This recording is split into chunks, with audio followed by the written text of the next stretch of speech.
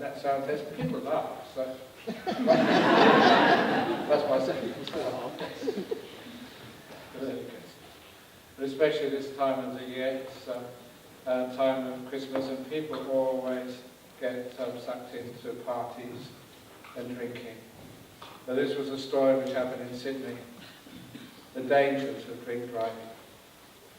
This gentleman, he was at an office party and decided, well, just a little drink doesn't do any harm, one thing led to another.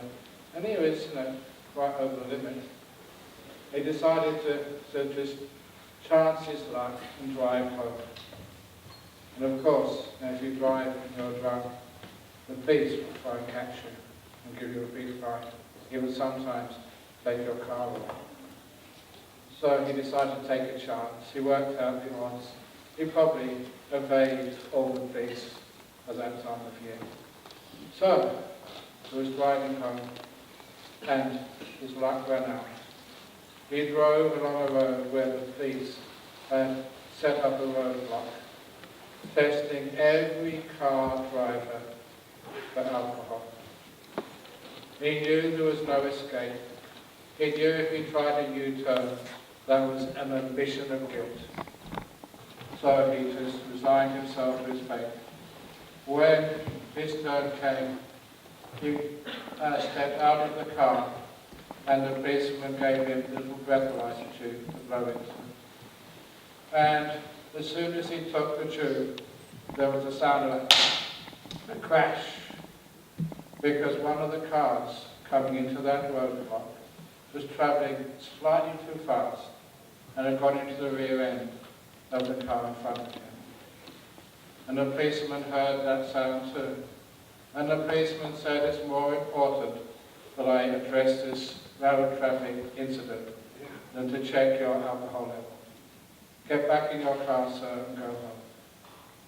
He came within a couple of seconds of getting caught. He thought he was so lucky, except the following morning. The following morning, he was woken up, he had a hangover, with somebody ringing his doorbell and they would not stop. So he groggily got out of bed, put on some pajamas, went to the door, and there was 2 Australian police officers standing outside. He got scared for a moment, and then he thought, they can't arrest me now, I'm not driving. So he was confident when he asked, how can I help you, officers? But would you mind if we look inside your garage, sir? He said, no worries, this was my car. And so he went to the garage and opened his garage door. And that's when he almost had a heart attack. Because in his garage, it wasn't his car there. There was a police car. Where they said,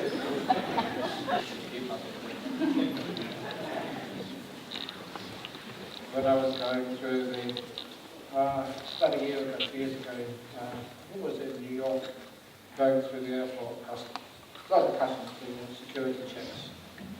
And they said, what have you got under your robe, sir? Is that a suicide belt under your robe? I said, no, I haven't done it, it's only fat. And the officer said the same thing. I'd like to do a different technique every time, just to give you a very good breadth of ways to meditate and become easy. So, close your eyes, first of all.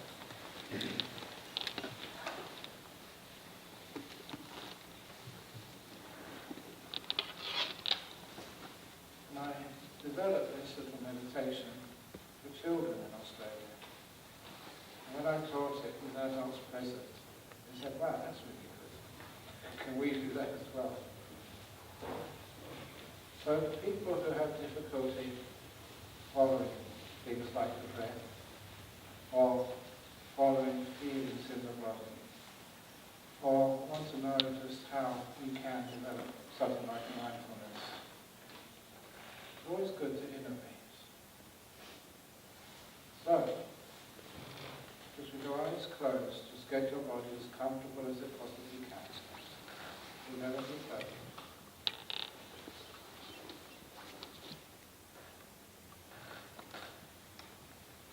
And once the body is relaxed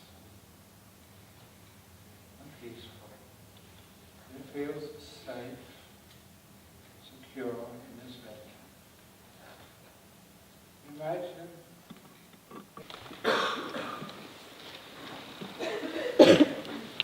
you tell the kids watch their breath. It's not a big club. Visualization. Oh, it works. And after a while, you visualize your safe space. Don't do it the way I do it. Start and then just adapt it. Some people don't like beaches. But over in a place like Australia, most of the people just live on the beach. Not loud enough. Is that better? Yeah. Doesn't work, okay? Okay. Or put it. It doesn't help. How's that? Turn it off. What's that? Higher, higher, higher, higher. How's crikey.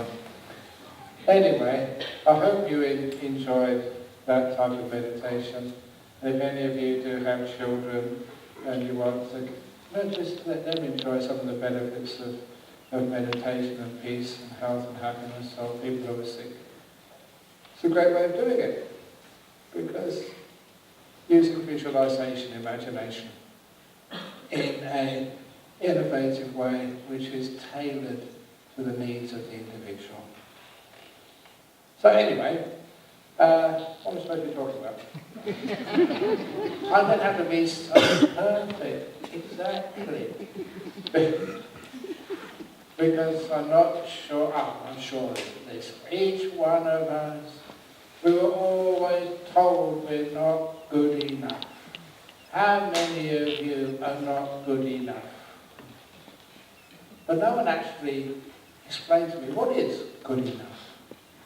You're always supposed to be aspiring to something, but aspiring to what?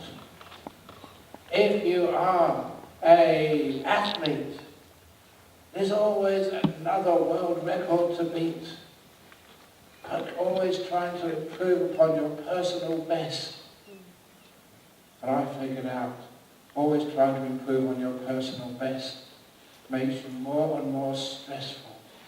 So I always try to not improve on my personal best, but improve upon my personal worst.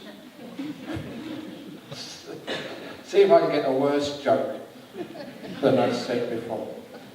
See if I can lower the standards. Okay, I can't resist this now.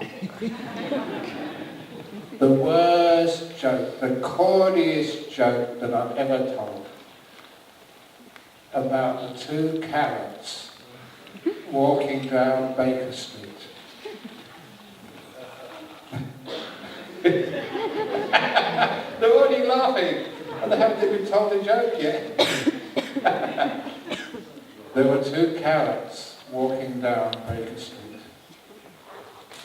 And one of the carrots got hit by a drunk driver around Christmas time. And the other driver took out his cell phone, called up 999, emergency service. Come quickly, in an ambulance, carrot down. And so the carrot, the ambulance came within a few seconds. And the ambulance medics, they rushed out and they took one look at the injured carrot and they realised this was serious, this was life and death. So they put the carrot on the stretcher in the back of the ambulance and invited his friend to actually accompany them to give support. And the ambulance, dee-dee-dee-dee-dee-dee, ran down, I could have worked on my special effects. Dee-dee-dee-dee-dee. Raced down Baker Street, into the nearest hospital, into the emergency department. The triage nurse took one look at the injured carrot. Life and death situation, straight into emergency surgery.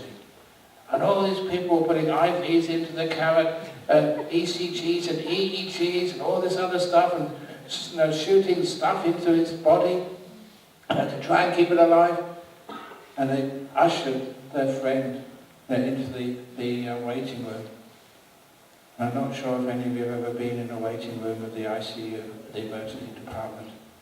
It's one of the most tense places you can ever be.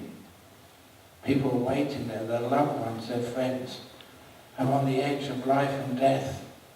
And it's so, so scary, even for a carrot. And after 2 hours of raw anxiety, a surgeon came into the room, looked around, and said, "You, Mr. Carrot, you must be the friend of the carrot inside the surgery." "How do you know that?" He said, "I got some good news and bad news for you." And the friend Carrot wanted away. "What is it? Tell me, what's happening? I'm so afraid." He said, your friend, Mr. Carrot, he's going to survive." Said his friend, "I was so worried, I thought he was a goner." He said, "No, he's going to survive, but the bad news is because of his injuries." I can't control it. But because of his injuries, he's going to be a vegetable for the rest of his life.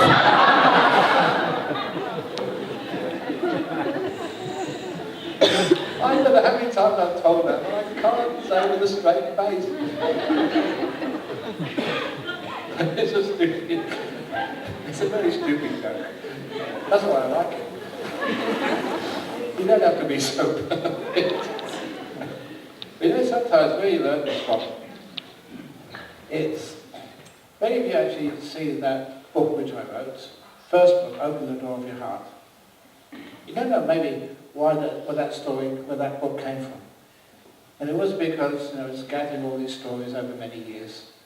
And that one lady came up to me over in Australia, and she said, thank you. I was going through a terrible divorce. And those of you who've been through divorces just know that it tortures you.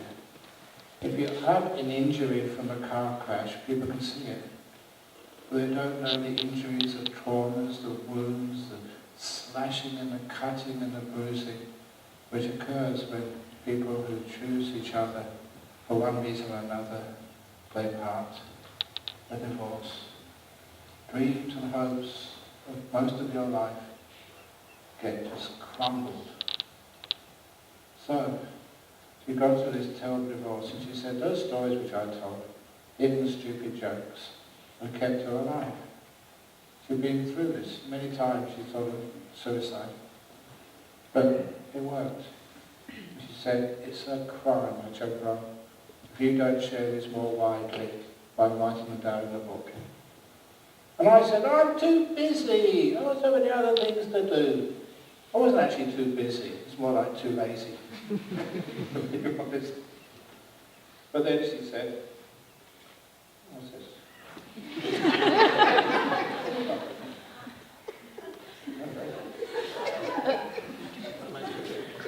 I must have picked it up on my eye when I was sweating. Anyway. When I was activist made to get through suicide, she told me, why don't you write them in a book? I said, I can't, too busy. So she said, well, I will, if I have your permission. And she was a really smart woman. She totally sidestepped my refusal and used psychology, which has really called me out. So after writing a couple of stories, she sent them to me. They were awful. They were terrible. I can't put my name to that. So there's only one alternative. Do it myself. So that's how she got me to write the stories. So I just wrote them down. And once I wrote them down, I never published any book before. I didn't know what to do with them. So what had happened was I just had someone put them on the old CD, the old discs. I was going to Melbourne to give some talks, and I said, can I get them before we go? Because I may not find somebody. I'll inquire when I get to Melbourne to see if there's any publisher who's willing to look at this. You know what happened?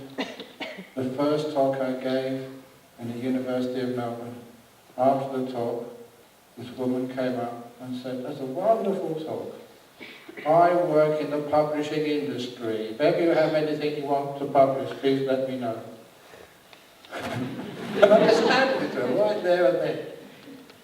But in the front of that book, you will find a little poem. Grant yourself a moment of peace.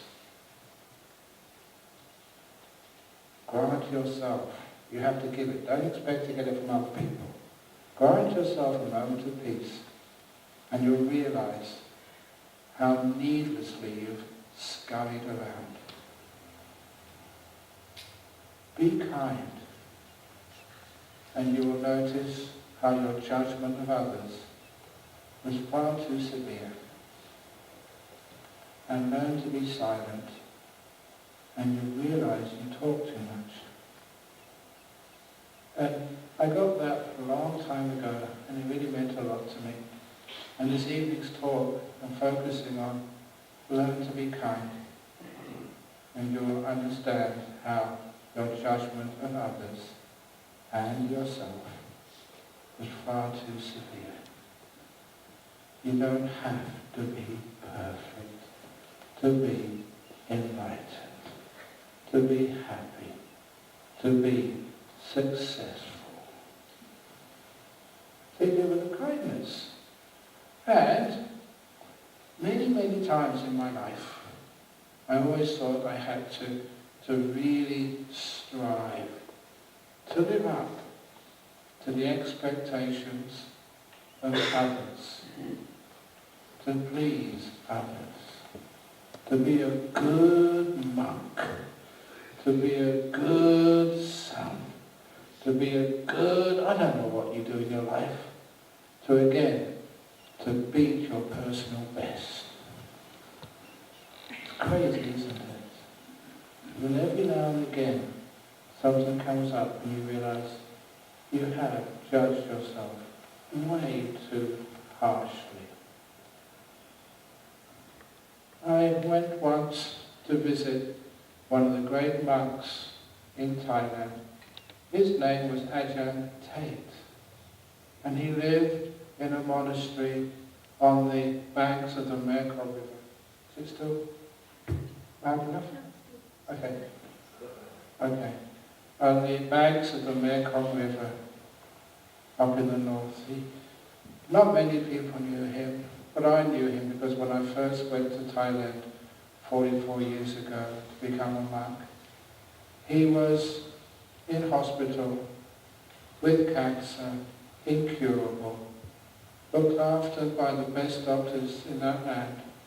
And when they said that there's nothing he could do, he decided it's much better to die in his monastery with his monks on the banks of the Mekong River rather than just die in a hospital. So he went there to die back in his monastery. It was about 25 years before he died. He did die, but it took a long time. He was a special monk. And when I went to see him, I was interested in meeting him, but also I had a lot of questions to ask and a lot of fear as well, because some of these monks could read your mind. And my mind was not ready to read, not in public. Would you like your mind to be read? And all the secrets told to your partner? Don't worry, that's an invasion of privacy, and now we're still in the European Union, we have data protection laws. I'm going to prison if I tell what you've been thinking. And anyway, if you do read somebody's mind, you read one person's mind and it's trash. It's like reading an ill-written novel, pulp fiction, You read one, you don't want to read it again. It's not worth reading. But anyway, this one was very powerful. I was scared what he would read. But nevertheless, I was intrigued with all the list of questions I had to ask him. But as soon as I went into the room to have a personal interview, all my questions disappeared. I wasn't at all afraid. In fact, I've never felt so safe.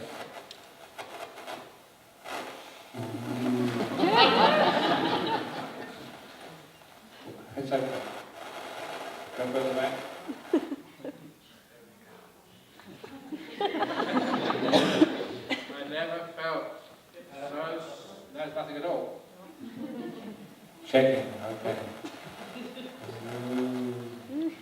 Okay. Anyway, I never felt so safe, so accepted,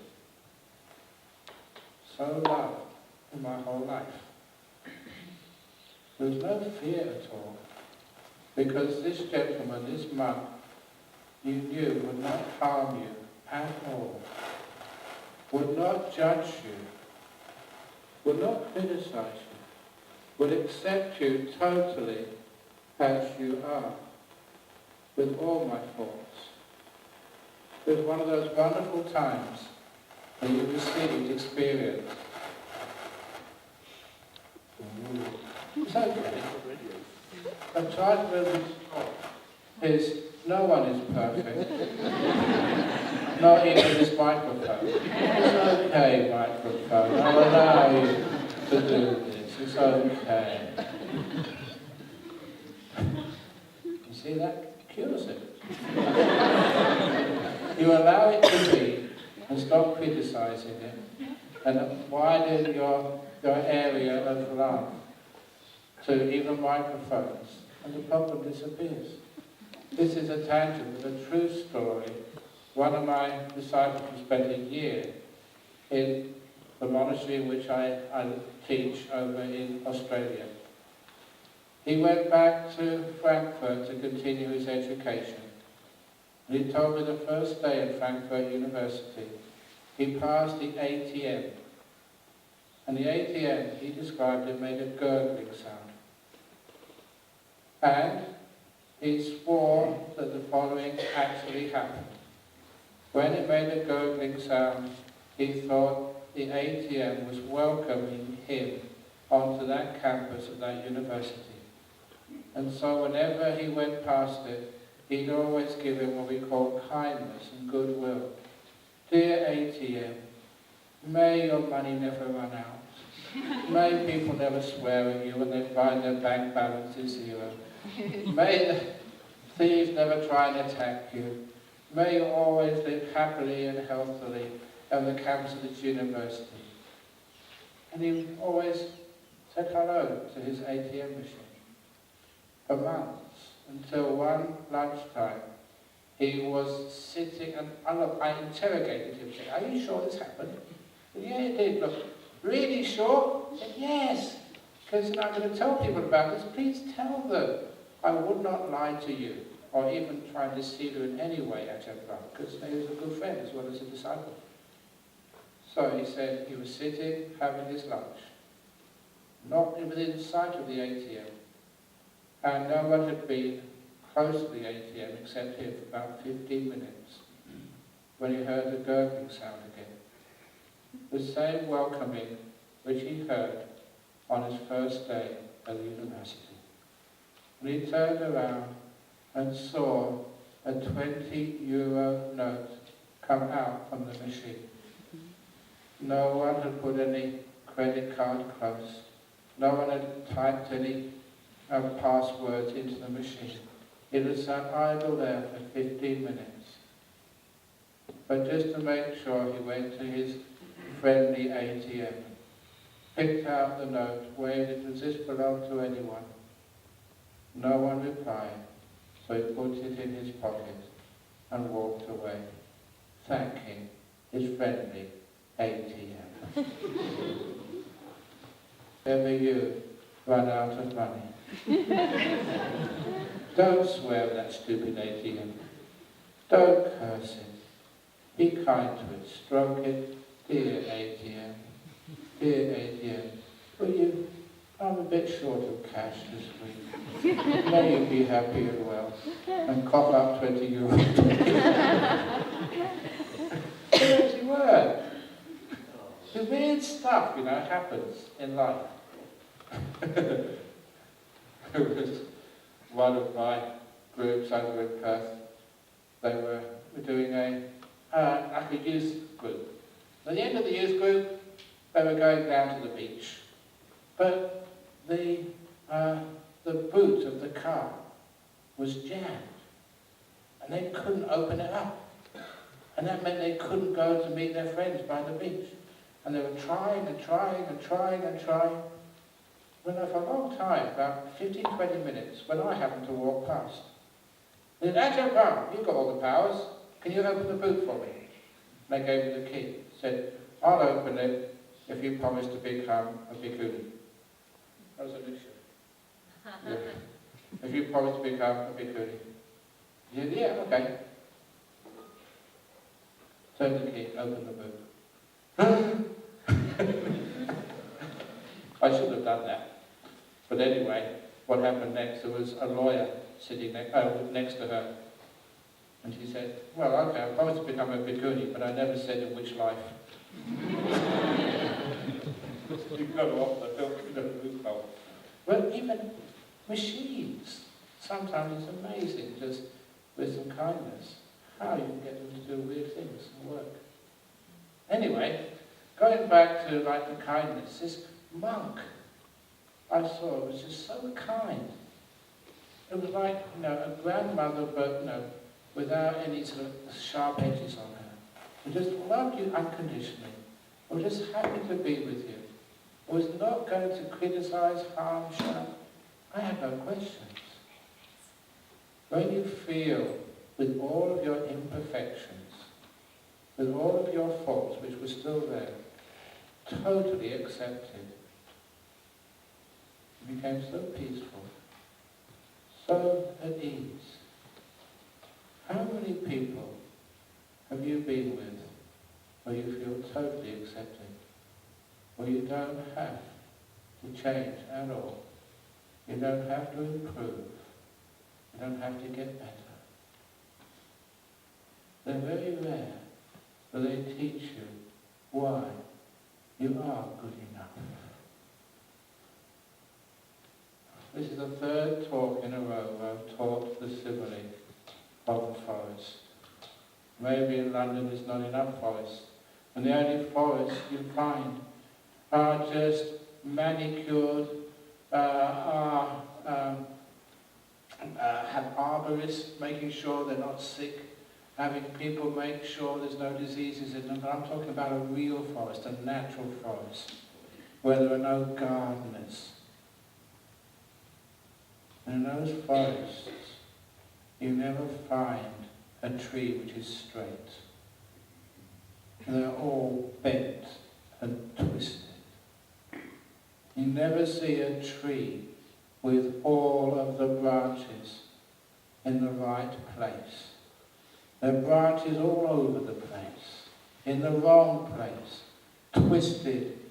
Some branches have been torn off or damaged or just bent in half because of the storms and other impacts. And the trunks of the trees is all damaged and scarred with knobs and cankers and other wounds of their journey so far in their life. I've never seen a perfect tree in the sense of one which has never been damaged. And in fact, if I did see a straight tree with all the branches in place and all the leaves green and none of them munched by insects, it would be beautiful. It would be like plastic. It would be imitation, not real. And in fact, all the trees where I find joy and happiness the attractive trees, they are the ones which are all twisted and bent and damaged. They are the beautiful trees, the damaged ones. Somehow or other in our life, people say, you're damaged goods, therefore you're stigmatized and you're not accepted anymore. To a lesser or greater degree, we are all damaged goods.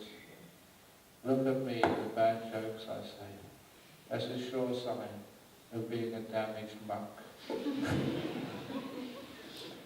But if you are damaged good, if you've got history, if you've been wounded and hurt, sometimes you can see it, sometimes it's underneath, but it's there, and you know it's there.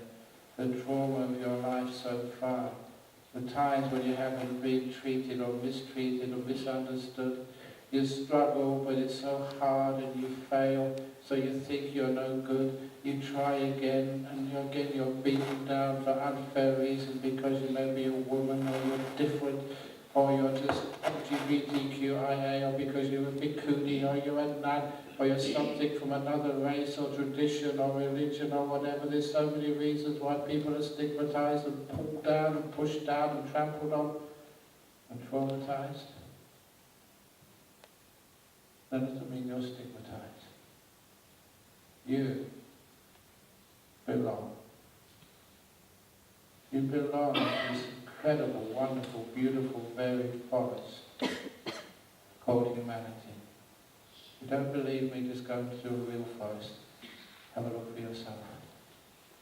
And those who have been the most damaged, they're my favourites. They're the beautiful ones. The twisted and bent ones.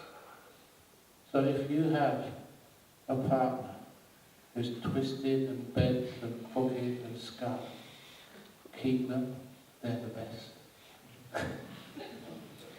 And for goodness sake, don't try and straighten them up. Which is where, again, we get caring from.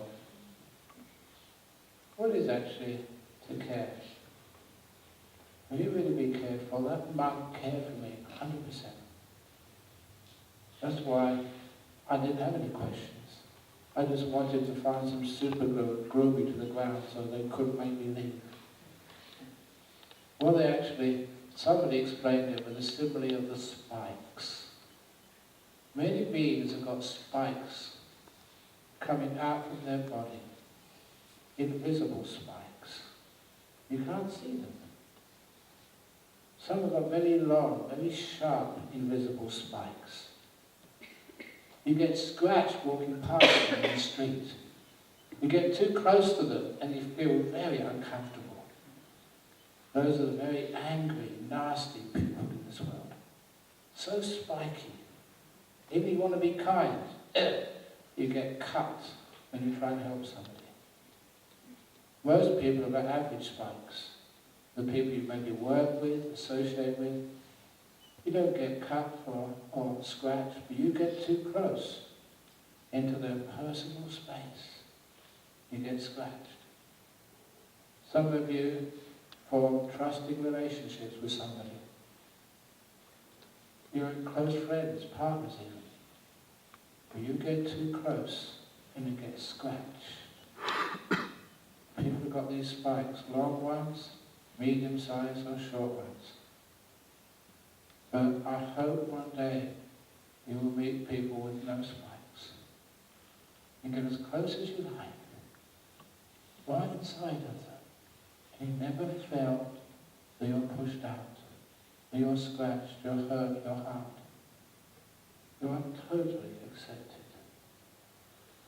Those are the rare ones.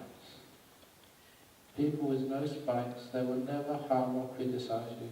You can say the most stupid things, make the most terrible mistakes, and they will just laugh. Not because they're putting you down, because they know that life is so absolutely ridiculously funny. When I first became a monk, I was in Thailand. I had to learn the local language, which was not Bangkok Thai, it was Laotian Thai. And it was a poor monastery. So whenever I needed anything, I would go to Ajahn. He had a big water jar. When you got anything, it was in the jar. You need anything, toothpaste, you put it down the jar. Oh, some in here, here you go. If there wasn't anything, he didn't have it. So one day I wanted some soap to wash with. The word for soap in Thai is sabu. I made a simple mistake. Sapo instead of sabu. Sapo, I said. Now, sabu is a Thai word for soap. Sapo is a Thai word for pineapple. So when my teacher Ajahn heard I wanted some pineapple, he asked me, what do you want pineapple for?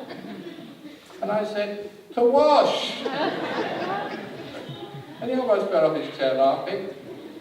And he told all the other people, some people from Bangkok said, oh, in England they wash with pineapple. They're so advanced.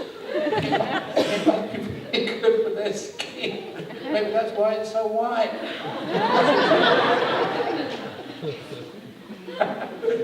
He never let me forget that.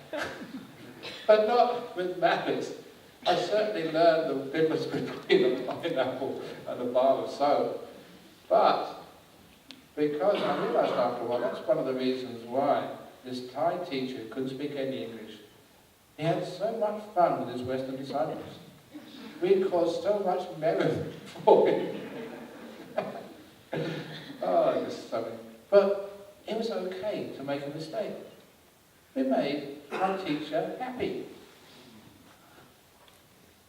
And we learned at the same time. Making mistakes, not being perfect, was not a problem. It was one of the reasons why I sort of learned to develop what today I call the 70% rule.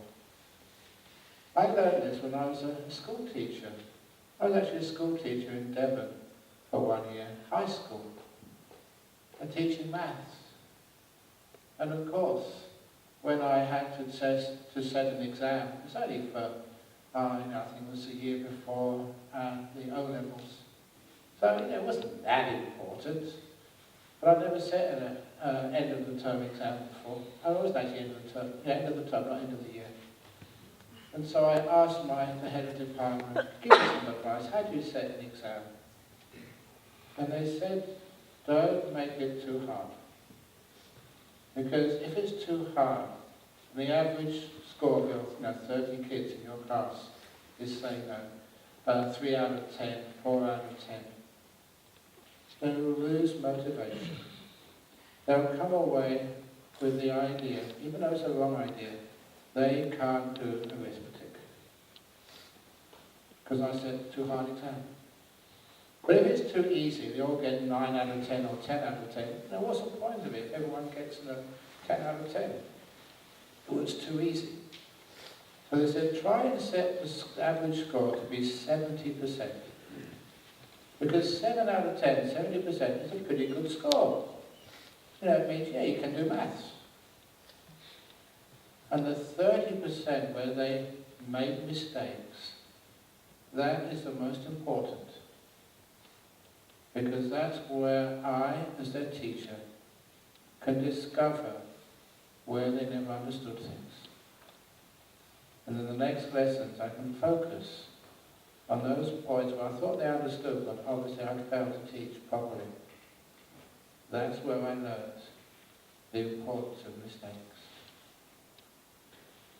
So, if you've got a partner who's 100%, problem, you never learn anything that way. If they're 5%, drop them also. But if they're 70%, they're the best. There you learn about love, acceptance. That's where you grow. There's no growth if you're already 100%. Same with life.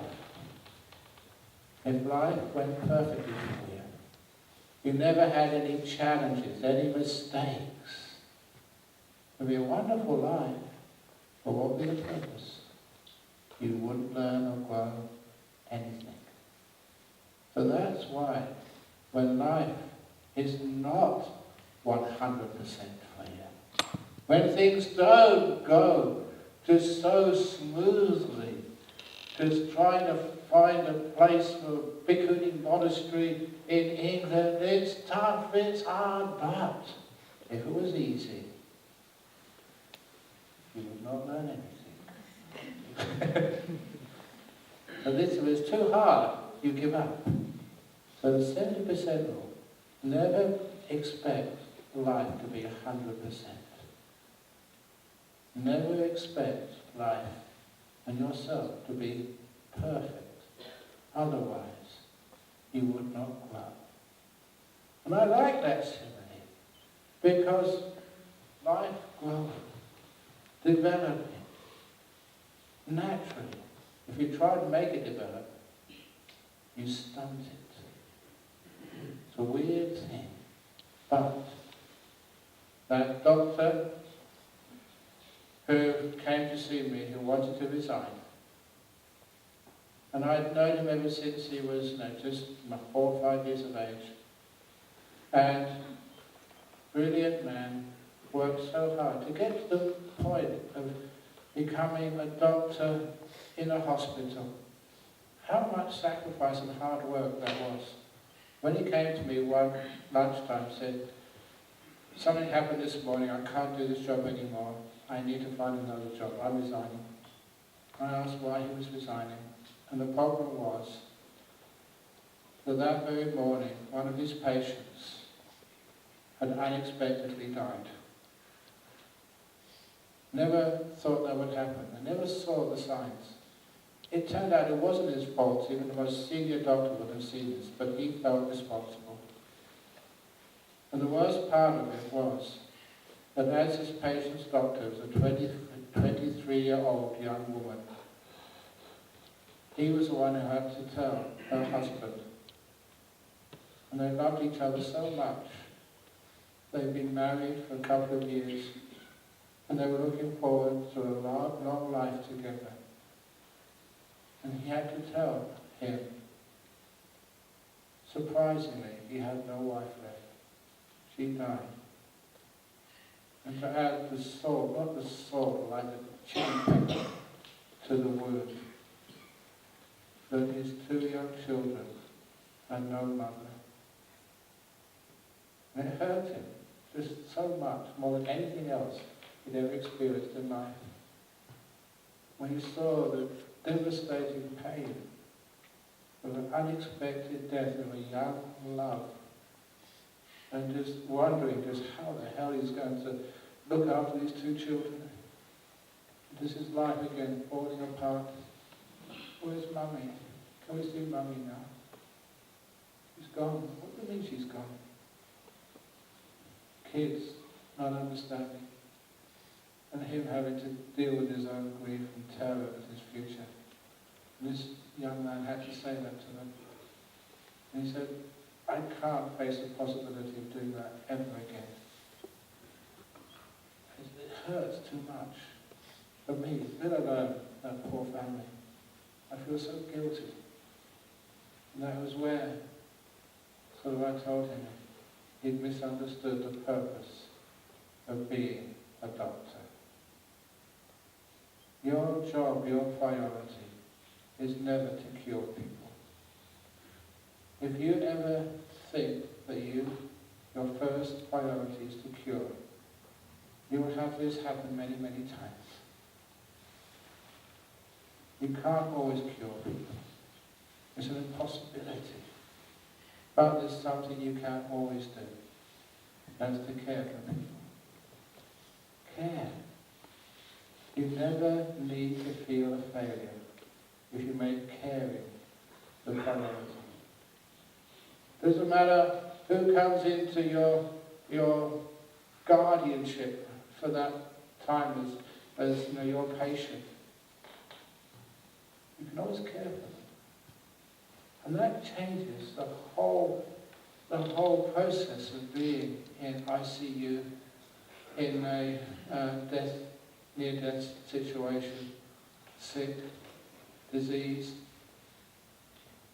knowing you're cared for. And I don't know how many of you have been through hospitals, through long illnesses, maybe trying to overcome cancer or other diseases. How many of you feel you've been really cared for? Or just trying this and that to cure you? Especially the end-of-life situations, where sometimes doctors, with good intentions, make curing far more important than caring, to the point that the end of life is just so intrusive. And sometimes you think so unnecessary, because curing is paramount and caring is relegated to, well, maybe if we've got time. Now, the reason I introduced that story is for you. Do you ever try and cure yourself? Of your bad habits? Of your weaknesses? Of your faults? You judge yourself, I've got to cure this one, I've got to cure that one. I've got to cure addictions. And how many people I've seen addicted to this drug, that drug, addicted to pornography, addicted to violence. Has it ever been cured?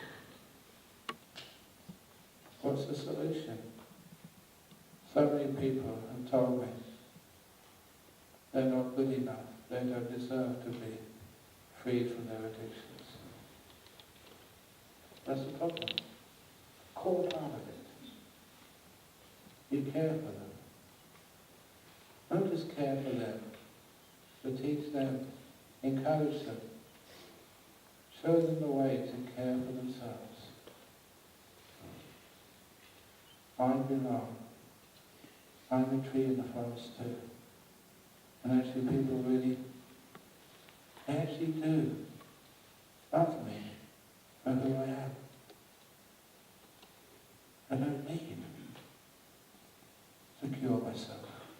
I care for myself. With that doctor, he told me, I knew this, that by caring for his patients, he cured so many more. And instead of hating the disease and trying to get rid of it, he cared for it, relaxed it, let people feel free. We're talking about this man, I don't mind mentioning it to you. We saw a couple of his old friends,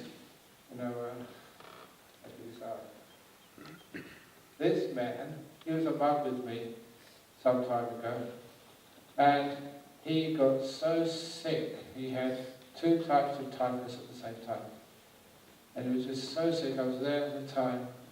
He was that close, we sent him down to Bangkok, and they used all our contacts to have an ambulance waiting for him, this is a real story, waiting for him at the platform of the main train station in Bulawayo in Bangkok. And the doctor, I knew him, he said as soon as I saw him, he won't survive to the hospital. He was that close to death. So they pulled him through, but he was sick, always sick. And you have a monastery down in Chithurst, you ever been down there? And when I went to visit many years ago, he was in the attic. I don't know if you've ever read these old romance novels, like, was it Jane Eyre or something, where the crazy people, the mad people were kept in the attic. And that's like, as I remember, this Mike was out in the attic, and he couldn't go out because he was so weak, and no energy, he had like Crohn's disease or something. And every time he just got to the door, he just had no energy left to go further, just crawl back to bed. He was bedridden like that for a couple of years. What was the solution? The best medicine, homeopathic, allopathic, anyopathic, That wasn't psychopathic, I didn't have psychopathic. Charlie picks him up until the abbot at that time, good old Ajahn, he just had this insight. Try to do things differently. He went up to the room, remember Kirisara telling me this, went up to his room, this attic, hadn't been out the attic for 2 years, tried but there's no energy, and said, I'll come up here on behalf of all the monks and nuns in this monastery, all the people who come here to feed us, to support us, all of your relations back in Tennessee. He was a Rhodes Scholar from Oxford before. And I always remember, hi y'all. I can't do that. He tried to teach me a long time. How are you all? He was such a lively, but he's a champion wrestler as well. So anyway, there he was, all skin and bone. And this abbot, Ajahn Sumedho, he said, I'll come up here on behalf of everybody who knows you and loves you and cares for you, to give you permission to die. You don't have to be alive. It's okay to die. We're not going to try and cure you anymore. We're going to care for you. Let you be. See what happens. And apparently he just burst out weeping, cried his eyes out. And from that day on, he got better. Now how many years ago was that? 25 years ago? He's still alive over in South Africa. Sorry? They moved now, they? Oh, I didn't know that. I mean, it's a fun thing, catch up with it. Anyway, he hasn't died yet. He came so close to dying because he thought he had to get better. To cure himself, to die would be letting down all his friends. All the people, that's the worst thing you could do for them, to die. So when he had permission to die, he started getting better. That's what I mean, if you try and cure somebody, sometimes you're making them sick. If you care for them, really care for them, non-judgmental care, it's okay if you die. It's all right. It happens. You don't have to get better. You don't have to be 10 out of 10. He was a Rhodes Scholar, remember? Successful person for much of his life. He didn't know about failing. Trying to please others was killing him. I don't know if any of you have read the book by Anita Murajani, Dying to Live. I remember seeing videos of interviews with her. She wasn't a Buddhist, she was, I think, a Hindu or Catholic or something, I forget which. But she was sick all her life, but very successful. Great husband, lovely family, on the outside, just a really successful woman. She was in Hong Kong, that's why I found out, an Indian working in Hong Kong, because I got lots of followers in Hong Kong. And anyway, that she was having another operation when she died.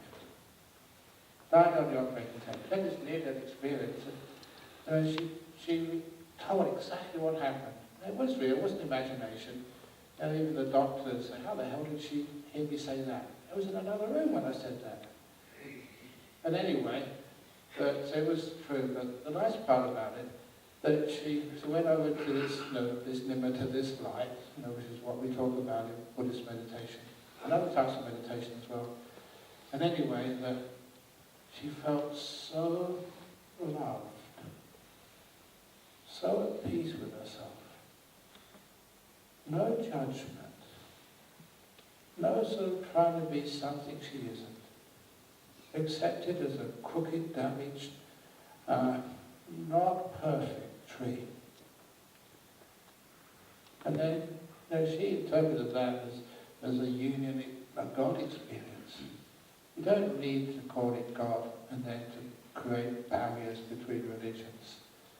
Just call it perfect love, acceptance and peace with who you are.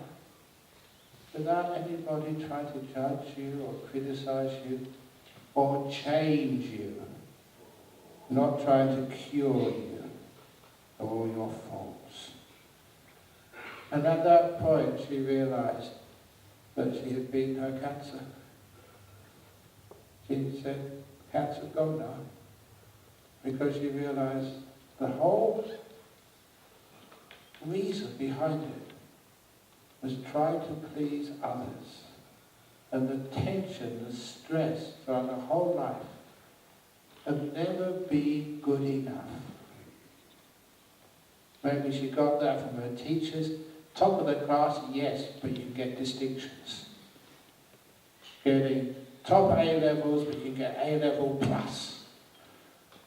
Degrees, but you can always get honours with distinctions. And you can get, I said this other day, you get a master's, MA. I've got one monk who's got 2 MAs. We call it Mama. PhD, you can always get another PhD. Where's the end of this? And that was her life. Everyone else would say, wow, you're just so successful. But for her, there was always something wrong. And that literally was killing her. Trying to not be who she was. And accepting that she would never be perfect. But try. Perfectionists are some of the worst. They haven't felt and tasted failure. So they don't know how to deal with it. And they strive until it literally kills them. What the heck are you doing that for? Who said you're not perfect? That's why one of my gripes, my passions, is the self-improvement industry. Who says you're not good enough? Where do you get that idea from? You have to improve. I saw that a long time. I've been a monk now just over 44 years. And every year, you grow in compassion and kindness. That's what we do. That's our job. Some people just learn how to sing. Some people learn how to make bread.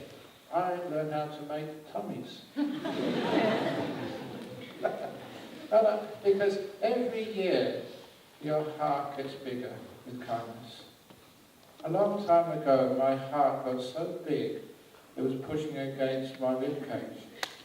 But I carried on just being kinder and kinder and kinder until my heart grew so big it pushed down and out the only place it could go. So 44 years of creating a bigger heart, a wider heart, a more embracing heart. That's why it calls this.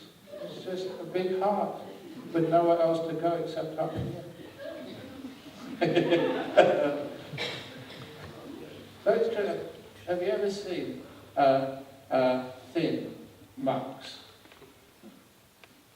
They're always pretty mean sometimes. Never trust a really thin, skinny, spiritual leader. They haven't developed their kindness enough. It's true, Have a look. Anyway, so why are you trying to live up to other people's expectations? Control by trying to please others. Trying to live up to what they say you should be. Trying to fit in. I love it when you don't fit in. Sometimes it's very hard to fit into a tube train of my size. Take too much space. But no. It's great being different. You don't need to be sort of to fit into everybody else's idea of what you should be. That is stress. Stress, and that kills you. So instead, just when you not subject to other people's judgments. You don't judge yourself, nor do you judge others. That means you can just relax and be fun. And that also means if anyone who wants to meditate, become enlightened. What is enlightenment anyway? What is an enlightened person supposed to look like? You can't tell. An enlightened person is someone who's beyond wanting, beyond anger in your will. But nothing to be angry about. Like my teacher, I made a mistake, didn't get angry at me, he thought it was so funny. But I make a mistake myself, I think it's really funny. I laugh at my own jokes, on my own stupidity. Have great fun, but you don't try and fight it, you let people know about it. What was some of the old, not just the am I going over time? Probably, who cares? I don't. Sorry? All the stupid things, okay, one stupid thing I did, that have to wear glasses and reading glasses.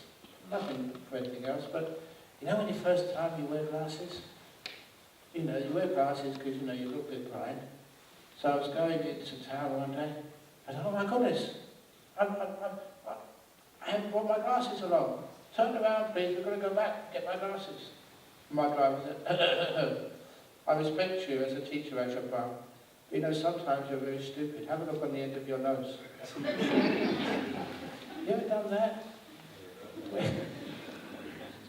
God, we forgot about it. So anyway, I don't know how many thousands of people I've told about that stupid thing about not knowing where my glasses were because of the end of my nose. So we all do things like that. But how many times do people actually admit it and be at ease with it and be happy to be making mistakes, which means you're not judged. When you're not judged, you don't need to strive. You can enjoy. When have you got grandchildren? And they don't judge you. Hello, Mummy. Hello, Granny. They just love you. That's why you love to be with them. When they get older, they don't love you the same way anymore. Isn't that a shame? So anyway, it's great to learn from even a dog or a cat, especially from dogs. They love you no matter who you are. They sit on your lap. Sometimes you come home late. Sometimes you kick them or something, and then they'll bite you back. Dogs. Remember reading this one story about in New York. This happened. There was a couple of NYPD officers went to interview a suspect for this crime they thought he had done. Because he was violent, they brought their big police dog with them, just in case he got sort of a little bit aggressive with them. So this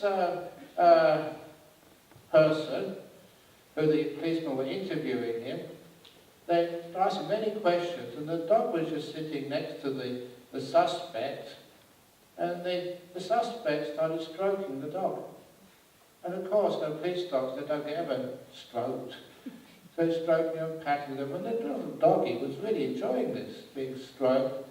And after about an hour of interrogation, the police officers thought, yes, they have got enough evidence to arrest him. So they took out the handcuffs and they went to arrest the suspect. And because the suspect had been stroking the dog for over an hour, the police dog attacked and bit two policemen.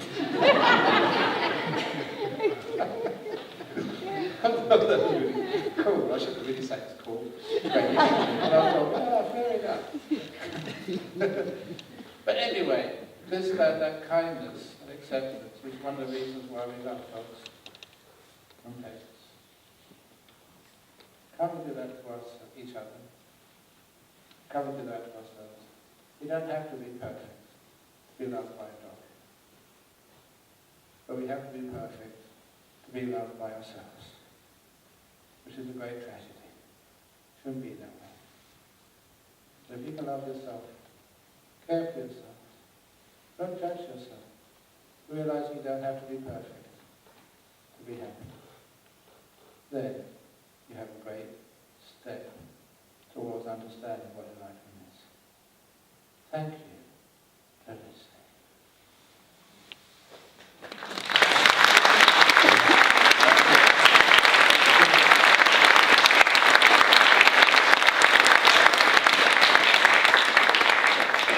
Will, which comes from the sense of being, has to disappear. So you get so still and nothing moves.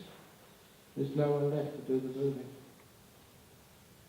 So imagine, look at that camera, I'm in big trouble now. But imagine trying to pin a medal on the air. There's nowhere to hook it. That's like trying to hook a label, enlightened or half enlightened. There's nowhere to put that label. That's why a person who says, are you enlightened or not, doesn't really understand what the question is. We disappear. We vanish. Gone.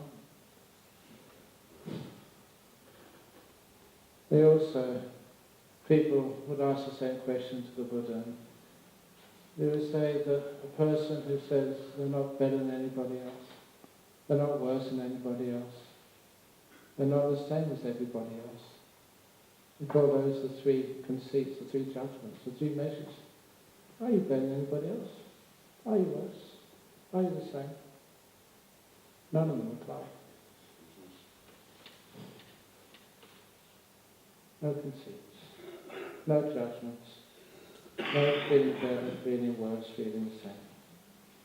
Well, that's getting close. Donkey for the next 7. I told you, it will defeat the purpose. So, the book I would recommend for you is Garfield, book of comics.